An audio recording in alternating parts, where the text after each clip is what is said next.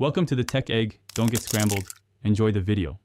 You start now, quickly assess safety and move if needed, then pick the fastest signal, phone call if you have service, otherwise SMS, emergency app, whistle, or light. You do this because a clear method gets help faster. Once chosen, open the app or prep the whistle and set location.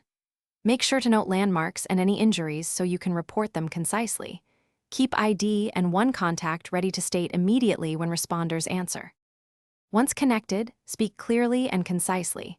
Say your exact location, type of emergency, number of people affected, and any life-threatening signs.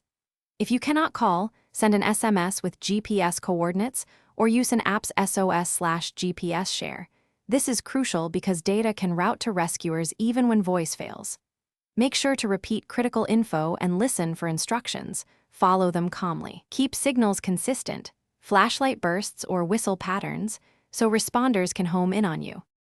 Finish by securing the scene.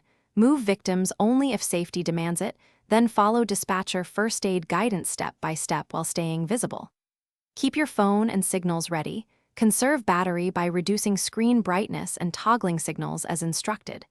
If help is delayed, reposition to higher or open ground and resend coordinates every 10 to 15 minutes.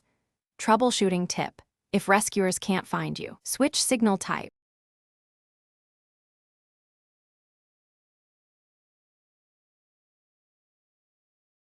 Thanks for watching. Consider subscribing if I helped unscramble your problems.